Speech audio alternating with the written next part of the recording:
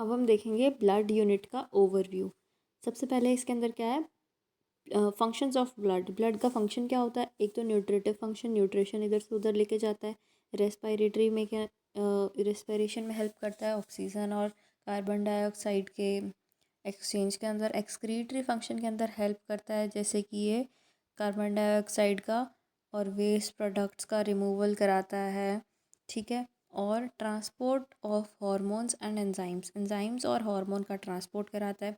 Regulation of water balance, water balance को maintain करता है। Regulation of acid base balance, ये बहुत इंपॉर्टेंट है। एसिड और बेस का जो हमारा बॉडी के अंदर लेवल्स है उसको मेंटेन करता है, मतलब बफर की तरह एक्ट करता है। बफर्स क्या होते हैं? जो एसिड और बेस के लेवल को मेंटेन करें, ठीक है। प्लाज्मा प्रोटीन और हीमोग्लोबिन, इनका मेन फंक्शन ये, मेन फंक्शन मतलब मेन फंक्शन नहीं, मेजर फंक्शन है कि एसिड एंड बेस के बैलेंस को मेंटेन करता है। They act as buffer. उसके अंदर भी हीमोग्लोबिन जो है वो बहुत ज़्यादा रोल प्ले करता है बफर में, ठीक है। बॉडी टेम्परेचर को मेंटेन करता है थर्मो रेगुलेटरी मैकेनिज़म्स के थ्रू। स्टोरेज फंक्शन करता है, जैसे कि बहुत सारी चीज़ें, सोडियम, ग्लूकोज, प्रोटीन्स, ये सब स्टोर करता है। डिफेंस मैकेनिज़्म में हेल्प करता है, क्योंकि इसके अंदर वाइट ब्लड सेल्स होती हैं, न्यूट्रोफिल, मोनोसाइट, लिम्फोसाइट, यूसिनोफिल, ये सब होते हैं, तो डिफेंस मैकेनिज़्म में हेल्प करता है। फिर हम देखेंगे कि function of red blood sales क्या होता है। रेड ब्लड सेल्स का फंक्शन है कि वो ऑक्सीजन और कार्बन डाइऑक्साइड का ट्रांसपोर्ट कराता है। तो जो 95% ऑक्सीजन होती है वो, सॉरी 97% ऑक्सीजन होती है वो हीमोग्लोबिन के थ्रू ही ट्रांसपोर्टेड होती है। क्या बन जाता है हीमोग्लोबिन और ऑक्सीजन को मिला के? Oxy haemoglobin. और जो कार्बन डाइऑक्साइड है वो 30% जो है वो ब्लड के थ्रू ट्रांसपोर्ट होती है। क्या बन जाता है इनको मिला के? Carb amino haemoglobin. Carb amino, oh sorry, carb haemoglobin. Carb haemoglobin ये बन जाता है। कार्ब अमीनो किसके अंदर बनता है? जब मोनो ऑक्साइड और हीमोग्लोबिन कंबाइन हो जाते हैं तो कार्ब अमाइनो बन जाता है, ठीक है। इसके अंदर कार्ब हीमोग्लोबिन और ऑक्सी हीमोग्लोबिन, ठीक है। बफरिंग एक्शन ऑफ ब्लड के अंदर भी आरबीसीज का काम होता है। और blood group determination, blood group हम कैसे डिटर्मिन करते हैं? क्योंकि जो एंटीजन्स जो प्रेजेंट होते हैं, एंटीजन ए, एंटीजन बी, वो किस पे प्रेजेंट होते हैं? आरबीसी की सेल मेम्ब्रेन पे। तो उसी के थ्रू हम एक इंसान का ब्लड ग्रुप डिटरमिन करते हैं। Plasma protein, functions of plasma protein most important question है। इसके अंदर प्लाज्मा प्रोटीन होते कौन कौन से हैं? Albumin, globulin and fibrinogen. इनके नाम से ही पता चल जाएगा इनका फंक्शन क्या है। फाइब्रिनोजन, फाइब्रिनोजन क्या आएगा? फाइब्रिन, फाइब्रिन, फाइब्रिनोजन कोएगुलेशन के अंदर हेल्प करेगा, तो ये कोएगुलेशन के अंदर हेल्प करते हैं। फिर देखें ग्लोबुलिन, ग्लोबुलिन क्या होता है? डिफेंस मैकेनिज़्म में काम करता है। इम्यूनोग्लोबुलिन्स जो होते हैं हमारी बॉडी में, हमारे एंटीबॉडीज़ का फॉर्मेशन करते हैं, एंटीजन्स बनाते हैं, ठीक है, ये सब रिएक्शन करवाते हैं। तो gamma globulins mainly defence mechanism में आते हैं। फिर एल्ब्यूमिन की बात करेंगे तो हम देखेंगे कि ट्रांसपोर्ट मैकेनिज़्म में हेल्प करता है। एल्ब्यूमिन और alpha and beta globulin they help in transport mechanism. अब ये जो ब्लड के अंदर प्रेजेंट रहेंगे ऐसे छोटे छोटे प्लाज्मा प्रोटीन्स, प्रोटीन्स ही हैं मेनली, तो ये क्या करेंगे? ऑस्मोटिक प्रेशर को मेंटेन करेंगे। ऑस्मोटिक प्रेशर मतलब ऑस्मोसिस के जो हो रहा है फ्लूइड का अंदर बाहर जाना सेल्स में, ब्लड में, वो उसको मेंटेन करेंगे, ठीक है।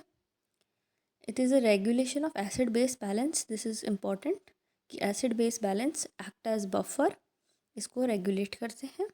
और विस्कोसिटी ऑफ ब्लड, विस्कोसिटी मतलब गाढ़ापन बनाते हैं खून का।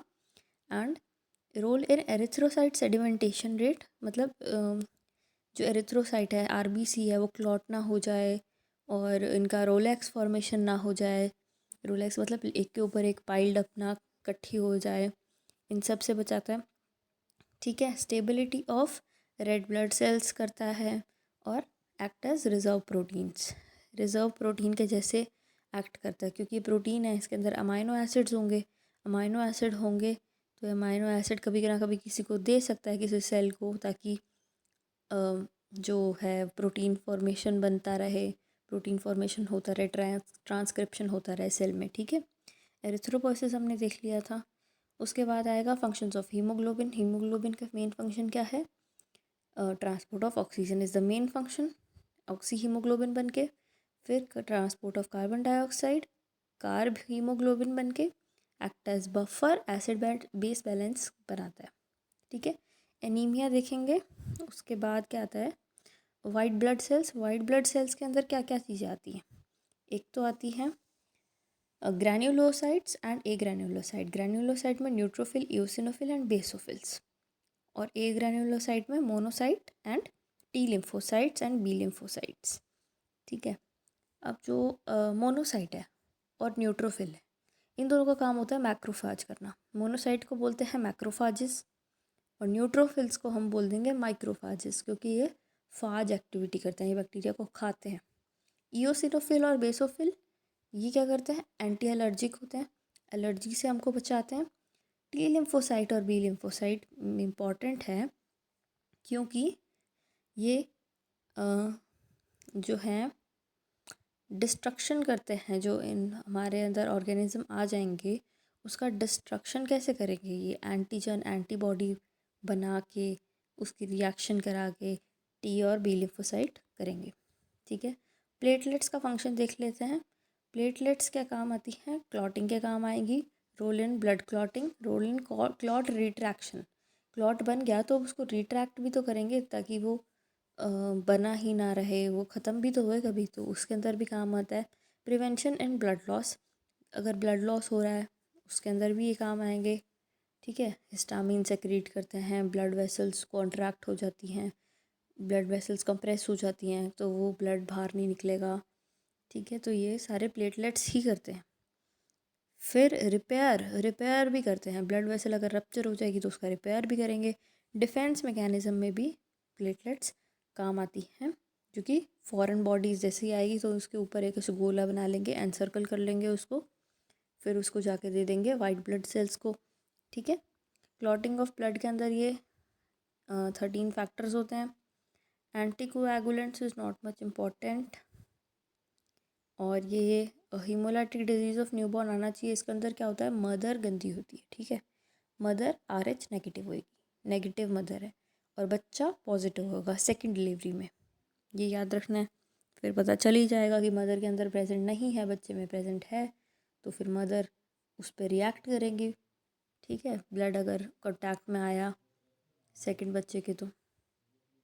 अब हम देखेंगे एनीमिया। एनीमिया के अंदर हम देखेंगे दो क्लासिफिकेशन होते हैं, मॉर्फोलॉजिकल क्लासिफिकेशन और ईटियोलॉजिकल क्लासिफिकेशन। ईटियोलॉजिकल का मतलब होता है किस कॉज से, मॉर्फोलॉजिकल होता है उसके आउटर अपीयरेंस, और ईटियोलॉजिकल पुराना जो कॉज है उससे क्लासिफिकेशन हो रहा है। सबसे पहले आएगा हेमोरेजिक। हेमोरेजिक मतलब बहुत सारी हेमरेज हुई तो फिर ब्लड लॉस हो गया, ब्लड लॉस हो गया इसलिए एनीमिया हो गया। ठीक है, उसके बाद आएगा haemolytic anaemia, due to excessive destruction of RBC. Excessive destruction हो गया आरबीसी का, जो स्प्लीन है ना उसके अंदर डिस्ट्रक्शन ऑफ होता है, आरबीसी का डिस्ट्रक्शन होता है। 120 डेज़ की साइकिल होती है, वो ख़त्म हो जाती है तो डिस्ट्रक्शन हो जाएगा स्प्लीन के अंदर।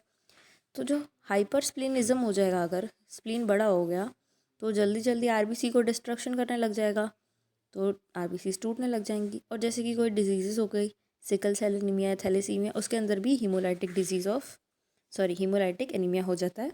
फिर आता है न्यूट्रिशन डेफिशिएंसी एनीमिया, जो कि मोस्ट कॉमन है इंडिया के अंदर, वुमेन के अंदर, आयरन डेफिशिएंसी एनीमिया।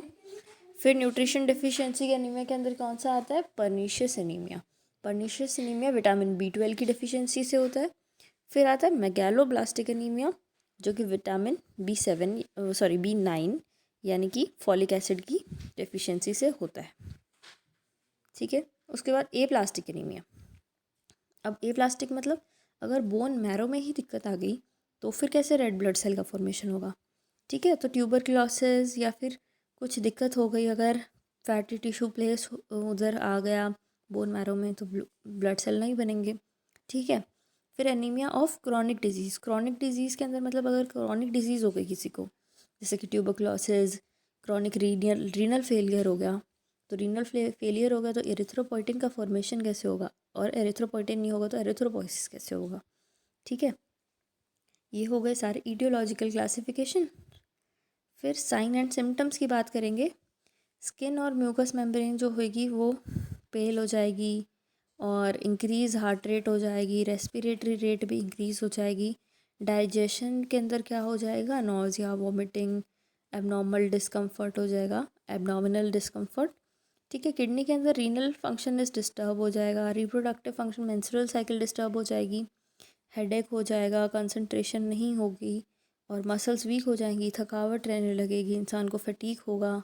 ठीक है, अब इसकी जो हम मॉर्फोलॉजिकल क्लासिफिकेशन एक टेबल से देखते हैं।